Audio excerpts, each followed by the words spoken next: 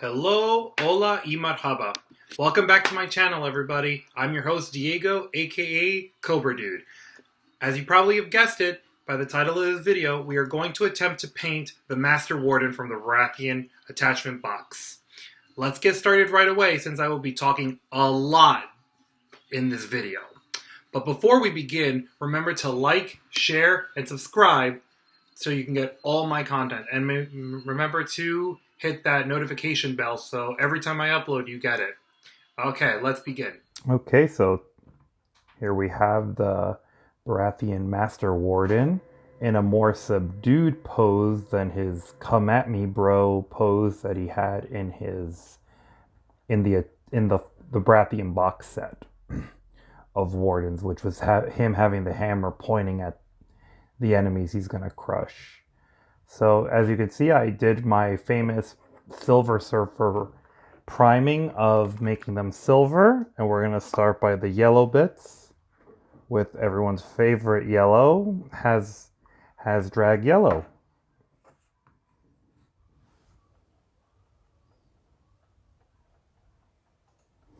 So anyway, I have to say that this is by far my favorite attachment box that I've seen.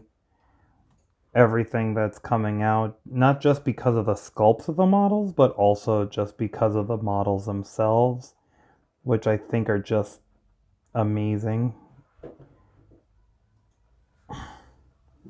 The one I can't wait to paint is I don't remember what it's called. Oh, Dragonstone Noble, which when they first announced it, I thought it was actually Stannis Baratheon on a horse, which might have been that would have been pretty cool, but I'm glad that it's actually just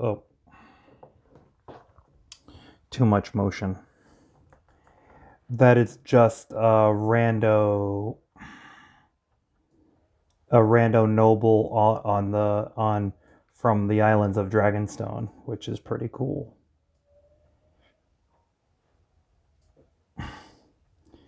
Yeah, so this is going to be a little difficult to get that.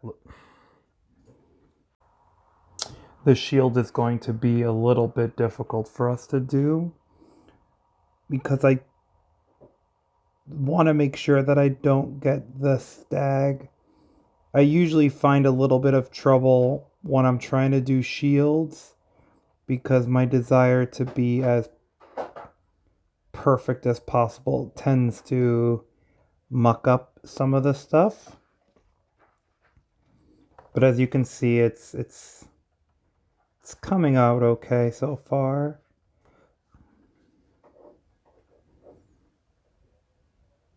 Okay. The edging for the shield we're gonna work on over after this paint is dried, and we have to put the black on for the stag to really make it pop outside. That's gonna come later. And so that's his cloak is already done. So now we're gonna move on to wet that a little bit.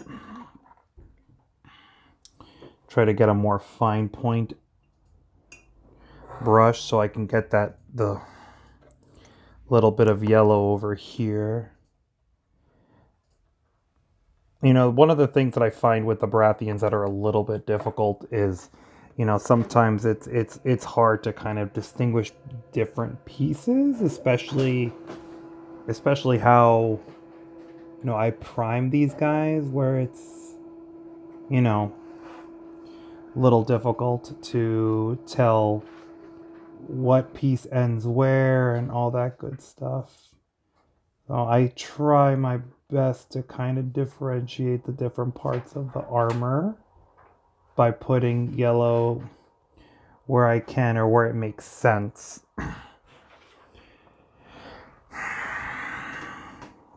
And then like brown where I can put it where it does make sense also to put it. Oh, my hand keeps on blocking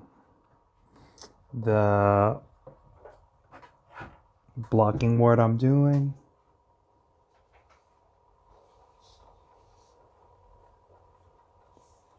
Perfect. Okay.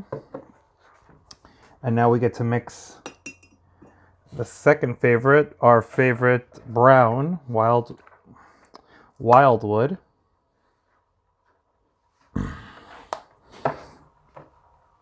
And like I said, the cool thing about this game is that you can actually mess around with the colors. You don't have to paint them exactly the way I paint them. You can paint them in a different color scheme. You can, you know, as I said in some of my earlier videos, like I paint my, since I'm primarily a Stannis player, I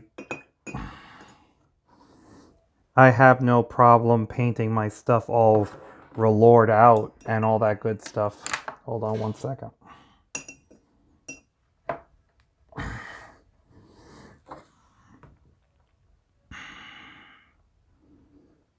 And, you know, with Relore colors, which are, you know, the red and the browns, or red and the red and yellows.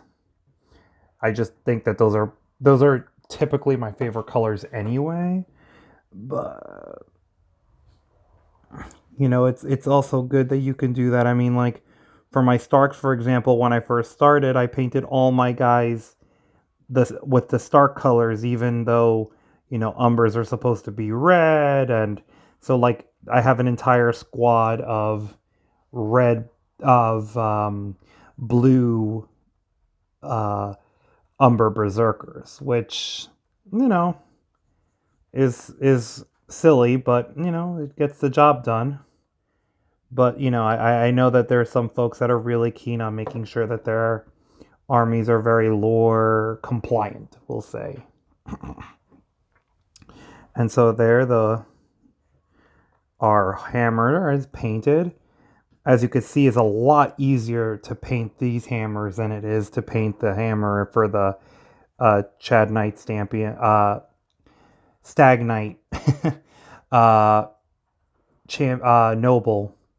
And I'm getting my units confused. I apologize, but overall, I think it's a good thing. So yeah, this, as again before, one of the things that I really do appreciate about these models, just for my own inherent laziness when it comes to painting, I do love the fact that these are pretty simple to paint and doesn't take a whole lot of time.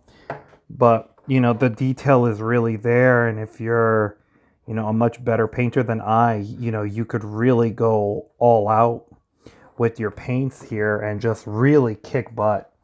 And, you know, as I said before in some of my previous videos, like a lot of times I'm not really painting, you know, if you're what I would call a veteran painter or a painter that's been painting for a long time, like you're going to see some things that might not be what you would call really good technique or whatever. But at the end of the day, I'm really just trying to do things fast and just really do things, you know, simple for folks to feel more comfortable to start painting. And then obviously for those once they get better, because like everything, practice makes perfect,